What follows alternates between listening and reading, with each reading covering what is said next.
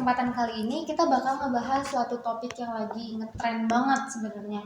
Tapi buat kalian yang baru pertama kali nih ketemu sama kita, kenalan dulu dong. Aku Raya. Aku Elvan. Aku Fajri. Aku Ina. Aku Ziza. Aku Nadia. Guys, kesibukan kalian akhir-akhir ini apa sih?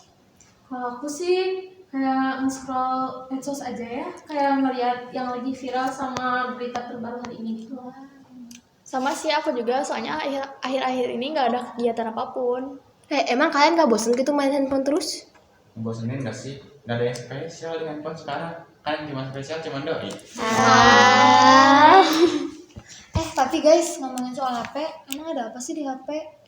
Yang aku tahu ya, sekarang kabar-kabar viral tuh kayak kalian pada tahu Keisha Lefronka nggak sih? Tahu. Dia tuh yang nyanyi Tak Ingin Usai itu bukan sih? Iya, bener banget. Dia kesimpulan lagi dihujat habis-habisan, cuma aku nggak tahu alasannya kenapa tuh. Maksudnya emang dihujatnya gara-gara apaan? Orang dia juga baik-baik aja tuh. Lagunya juga enak didengar. Soalnya kan waktu dia nyanyi pas nada tingginya, suaranya kan fals, nge-track gitu. Jadi dirujak deh sama netizen. Ngomong-ngomong soal hujat-menghujat, ada juga nih orang luar yang dihujat sampai stres, bahkan sampai bunuh diri. Siapa sih namanya? Fatcat. Fatcat. Iya kan, dia sampai bunuh diri karena stres itu kan. Yang artis. Oh iya, dia tuh kan sampai dibully abis-abisan gara-gara Fatcat dan sampai bunuh diri juga. Iya, terus ada juga tuh seleb Korea yang dua orang deh kalau nggak salah, namanya Suli sama Gohara. Mereka tuh malamnya abis nge-live gitu, terus di live tuh ternyata yang mereka berharapnya dapat pujian gitu ya, tapi ternyata malah dapat hate comment. Terus mereka jadi stres dan tiba-tiba paginya udah dikabari sama media kalau mereka berdua tuh ya udah bunuh diri di kamar mereka sendiri. Kasian banget sih. Terus tau gak di sosmed tuh ada kayak owner kosmetik gak salah namanya Camille gitu. Camille kalau gak salah ya.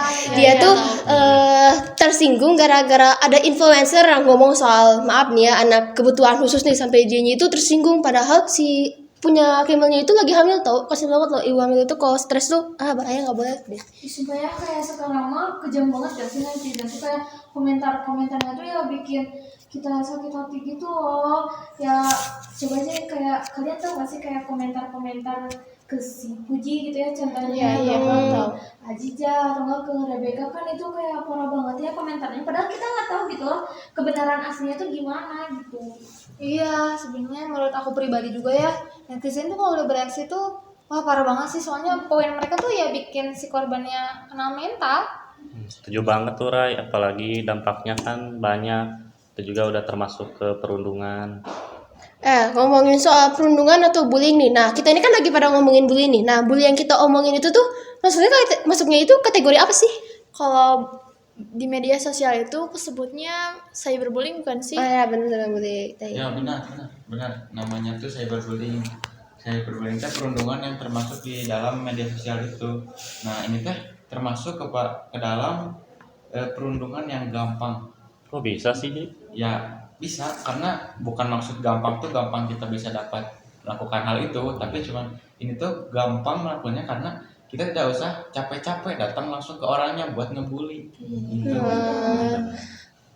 Terus kayak cyberbullying tuh rata-rata tindakannya itu kayak intimidasi, ngancem sama nyebar. Ya intinya kayak perilaku yang kayak tadi aku sebutin, intimidasi. Terus kayak diancam, direcehin, tapi itu tuh melalui media elektronik gitu. Contohnya kayak medsos yang suka kita pakai gitu ya, yang kita nggak nyadar kalau kita ngetik satu kalimat aja di situ tuh bisa aja kalimat itu jadi nyakitin ke mental sama kesehatannya dia gitu. Kita nggak ada yang tahu kan. Setuju banget Nah, apalagi cyberbullying tuh bisa bikin kesehatan mental tuh rusak banget guys. Soalnya kan berpengaruh ke depresi, stres, dan gangguan kecemasan. Terus bikin si korban tuh kayak turun harga diri juga, dia tuh pasti bakal punya pikiran mau bunuh diri. Ada tuh katanya tuh bercanda berlebihan. Nah, aku tuh bingung loh, kayak bercanda berlebihan emangnya masuk tipe bully apa sih emangnya? Iya, bercandaan tuh yang kayak tadi Nadia sebutin, yang kayak mengancam, intimidasi, terus berikan hal-hal yang negatif lah yang menyebabkan pastinya si korban merasa cemas, trauma, sampai ada nih bullying di mana ngasih ke semua masyarakat tuh hal atau berita yang palsu. Ih, kejam banget ya, parah. Iya bener banget, aku setuju sama yang diomongin sama Fajri, karena emang cyberbullying itu cakupannya besar banget. Bisa berbentuk penghinaan, terus pelecehan juga bisa, apa ya, sama yang terutama itu yang tadi soal menyebarkan informasi palsu soal seorang untuk merendahkan atau meragukan orang lain. Ya gitu.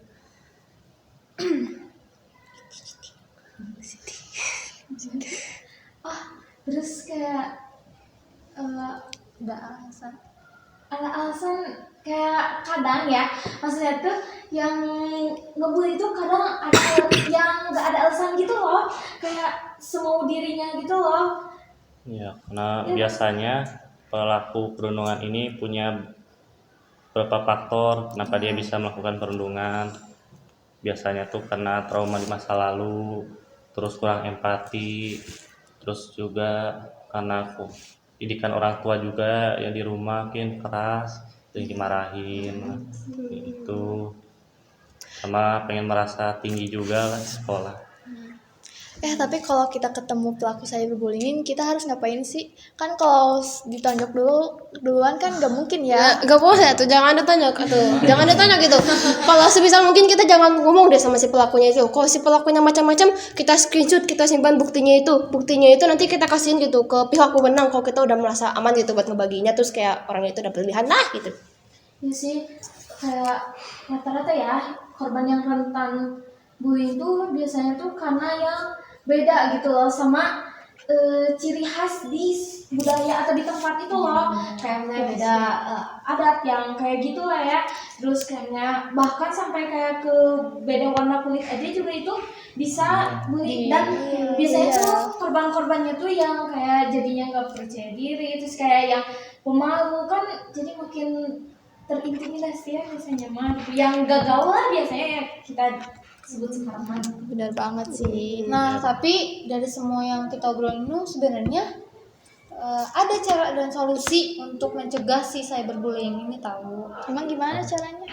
Yang pertama ya, yang pasti itu dari pendidikan, karena dari pendidikan tuh kita bisa meningkatkan si kesadaran, menumbuhkan kesadaran juga kalau misalkan ya cyberbullying itu emang benar-benar bahaya, dampaknya luar biasa gitu buat semua orang atau lingkungan dia sendiri. Nah, kalian juga bisa banget ngelaporin ke pihak berwenang, pihak berwajib, karena ada satu pasal yang sebenarnya nggak ngebahas cyberbullying, tapi ada cakupannya, ada berhubungan sama si cyberbullying ini. Ada di pasal 27 ayat 3 nomor 19 tahun 2016, di mana pasal itu bilang kalau misalkan kita tuh dilarang untuk menyebarkan informasi secara sengaja untuk atas dasar membuat atau merendahkan orang lain atau memberikan unsur kebencian gitu sama semua orang. Tapi kalau menurut aku pengarahan tuh nggak cukup gak sih? Iya. Karena Nggak cukup sih. kita itu juga harus ngasih rehabilitasi buat si pelaku. Iya. Juga arahan yang lebih tinggi dan lebih mendekat kepada si korban agar ya si korban tingkat kepercayaan dirinya juga naik gitu. Juga kita bisa buat kampanye anti bullying atau enggak cyberbullying yang bisa menyadarkan semua orang kalau cyberbullying itu emang gak baik gitu. Iya sih. Nah, dari semua yang udah kita bahas ini tuh berarti kita kan harus turut andil juga gitu ya buat kecegah supaya si cyberbullying ini tuh nggak makin parah dari masyarakat. Kita harus nyadar dari diri sendiri dulu. Nah, gini guys, yang lagi nonton nih, kalian ada kepikiran nggak buat biar si cyberbullying ini diberhentikan dan tidak disebarluaskan? Ayo, posting, jangan roasting, komentar positif untuk hal inovatif. Sampai jumpa di episode selanjutnya. Jangan lupa pantengin terus podcast Zendiara ini setiap hari Jumat malam ya teman-teman. Ngobrol bareng Zendiara.